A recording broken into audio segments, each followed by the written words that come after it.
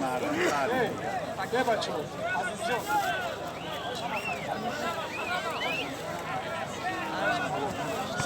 یه بچه